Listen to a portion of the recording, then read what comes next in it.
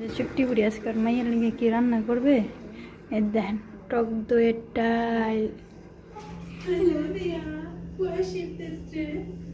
আসসালামু আলাইকুম আমার আপুরা এবং ভাইয়ারা। তো আমি বলছিলাম আপনাদেরকে যে আজকে আমার ছুট্টি বুড়ি ওর মেয়ের জন্য কি রান্না করে সেটা আমি আপনাদেরকে দেখাবো বলছিলাম, তাই এখন চেষ্টা করতেছি আপনাদেরকে দেখানোর জন্য। তো চলুন আপনাদেরকে দেখাই, কারণ কী কী রান্না করতেছে মনে করেন যে রান্নার প্রসেসটা দেখানো যাবে না, হালকা পাতলা একটু দেখাবো। পরিবেশন করাটাও আমি মনে করেন যে চেষ্টা করবো দেখানোর। তো চলেন দেখাই আমার আপুরা এবং ভাইয়ারা। আমি বলছিলাম না যে ছুট্টি বুড়ি আজকাল মাইয়ের লিগে কী রান্না করবে এই দেখেন টক দইয়ের ডাল রান্না করছে। আমি তো কী কী দিল না দিল এটা তো দেখাইতে পারলাম না, কিন্তু যে রান্না করে রাখছে কেমনি করছে এটা আমি পরে বলুন। আর ওই যে দেন ওদিকে মুরগি পুরো হইতেছে, এদিকে মুরগি পুরো হইতেছে, আর ওদিকে আমার বান্ধবীটা বইয়া রয়েছে, আর বাইরে ওই যে দেন চুট্টি বুড়ি বইয়া রয়েছে, চুট্টি বুড়ি আর চুট্টি বুড়ির মাইয়া। আর এই যে দেন খাওয়া দাওয়া করবো, টেবিল গোছায় রাখছি। আর এই যে দেখেন কতগুলো আপেল বাইরে করে রাখছি, এইখানে মেহমান আইব দেখেন, আর আছে তো কত কাম দেখেন। যাই হোক, সুন্দর করে যখন পরিবেশন করবো চুট্টি বুড়ি তখন আপনাদেরকে দেখাবো।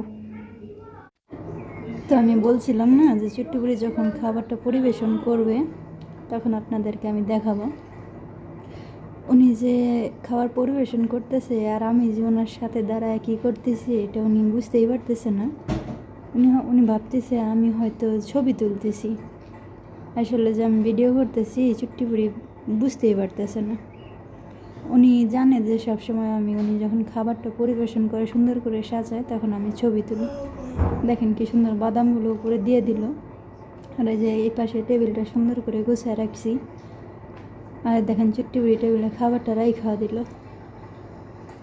তো এখন এই দেখেন কত সুন্দর করে খাবারটা পরিবেশন করা হয়েছে। এখন সবাই চলে আসবে, সবাই বলতে কি ওর মেয়ে চলে আসবে খাওয়ার জন্য। সুন্দর করে আপনার গিয়া এখন পরিবেশন করে রাখছি, এখন দিয়ে চলে যাব। তো দেখেন খাবারের শেষ অংশ কী করে রাখছে। তো দেখেন আপনারা বিরক্তিরা বলেন যে এই যে খাবারটা ওনারা যে এইভাবে অ্যাংটাইয়া চ্যাংটা করে যে খাইলো এটা কি সম্ভব খাওয়া? আর দেখেন এদিকে চুট্টি বুড়ির নাতি নাই, সে মাঝখানে দাঁড়াচ্ছে আবার বলে হ্যালো। ও বুঝতে পারে নাই যে আমি কি করতেছি, এখানে তো আমার বান্ধবী আছেই। তো দেখেন আমার আপুরা এবং ভাইয়ারা, আমি আর ওই মিলা জিলা এই যে দেখেন সবগুলা থালাবাটি এইখানে ধোয়া করছি, কি কয় টাপা দিছি, টাল দিছি আর কি। সবগুলা ধুয়ে এইখানে টাল দেওয়া হয়েছে, যে পরিষ্কার করে নিছি। আর যে খাবারগুলো বক্সি করে নিছি। দেখেন রৌদ্র এখন অনেক। তো দেখেন আমার আপুরা এবং ভাইয়ারা, কি বলবো আপনাদেরকে, বললাম না যে যার কপাল পরে আল্লাহ পাক যার কপালে কষ্ট দিছে তার কপালে কি আর সুখ হয়? আমার বুড়ি সবসময় মনে করেন যে করে কি ওরা খাওয়া দাওয়া শেষে আমাকে কপালে মনে করেন যে জুটা খাবারটা রাইখা দেয়। তো ওরা চাইলে কিন্তু পারে আমাকে দুইজনের লেগে, সবসময় দুইজন বলতে কি ও না থাকলে মনে করেন যে আমার লেগেও মনে করেন ওরা তো মনে করেন অনেকে কইবে যে এটা কেমনি জুটা হইলো। দেখেন কালকে এর আগের যে ভিডিওটা দেখছেন ওইটাতে যেটা আমি দেখাইছি যে থালাবাটির মধ্যে খাওয়ানগুলা যে খাবারগুলা থুইছে, যে খাবারগুলা মনে করেন যে টমেটো যা বাজাই দেখলেন ওইটাই কিন্তু ওরা রুটি দিয়া বড়াই চড়া লেটকা চাটকা করে খাইছে। তো চাইলে কিন্তু পারতো, ওইটা কিন্তু জুটা খাবারই, চাইলে কিন্তু পারতো আমার গল্প কইরা উঠায় দিতে, আমাকে উঠায় দেয় না। তো এটাও মনে করেন যে জুটা খাবারই, ওরা লাইরা চাইরা যে চামচ দেওয়া খায় ওই চামচ মনে করেন আবার সবগুলা খাবারের মধ্যে ঢুকায় দিয়া আবার একটু করে খায়। তো তো একটা প্রবাসীর জীবন কতটা কষ্টময় একটা প্রবাসী কইতে পারে, একটা কাজের মেয়ে কইতে পারে। সারাদিন পরিশ্রম করি, তারপরে মনে করেন যে কপালে জুটা খাবার জুটে। সব সময় না, যখন বাসা মেহমান আহে ওই সময় এইটা করে, যে ওরা খাওয়া দাওয়া করার পরে ওদের জুটা খাবারটা মনে করেন জামার লেগা রাখে। কোনো দিন আমার আগে খাবার বাইরে দেয় নেই গা। তারপর মনে করেন অনেক সময় আবার আগে দিছে, কিন্তু ইদানিং যখন আমার বুড়ি ওর মাইয়া আসে বা অন্য কে আসে তখন দেয় না। বললাম না, আমার কপাল পোড়া, আমার কপালে এখন আল্লাহ কষ্ট দিছে। আর কি ঘুমকন অনেক কষ্ট দিয়ে আল্লাহ আল্লাহ আমার কপালে। না পারতাছি কান্না করতে, না পারতাছি কাউরে কিছু কইতে, কারণ এতটা কষ্ট আর এতটা দুঃখের মধ্যে আমি আছি,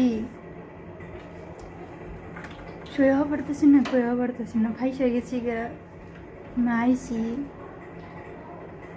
আমার যাওয়া তো মনে করেন মুখের কথা না, আইছি মনে করেন এখন কইলেও যাওয়া পারুম না।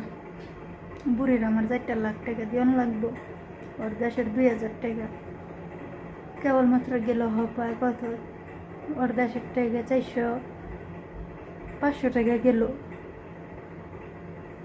আরও যাইব মনে করেন যে 1500 টাকা। তো এই টাকাটি শোধ করতে করতেই মনে করেন যে আমার, বললাম না এই বছরটা পুরোটাই যাইব গা। কী কমু কন, বুক ফেটা শিখে রাখে আমার। আমি কইও পারে না, আমি শুয়েও পারে না, আমার বুক ফেটা খেয়ে শিখে রাখে সারাটা দিন। কালকে আমি কাজ করছি, আজকেও মনে করেন যে সারাটা দিন আমি কাজের উপরেই।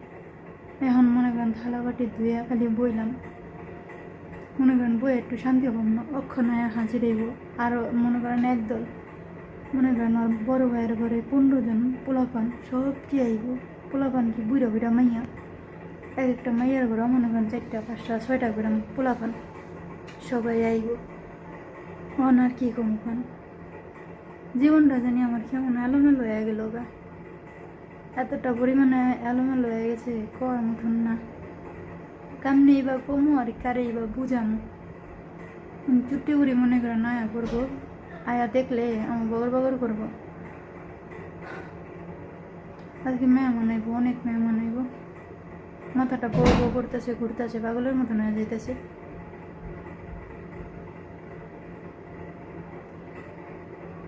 তো সবাই আমার পাশে থাকেন, আমার একটু সাপোর্ট করেন। আমার ভিডিওটা ভালো লাগলে লাইক কমেন্ট শেয়ার করেন। তো সবাই ভালো থাকেন। আর কিছু না, চুট্টি বুড়ি দেখলে আমার এমনি হুমকি দেয়, মানে মারবো ধরবো। মনে করেন একটু কিছু হলে আমার মারধর হুমকি দেয়, মারধর করার হুমকি দেয়। ভাগ্য ভাই এত ইয়ের মধ্যে, রিক্সের মধ্যে করার দরকার নেই। তো সবাই ভালো থাকেন, সুস্থ থাকেন, দেখা হবে আরেকটা ভিডিওতে।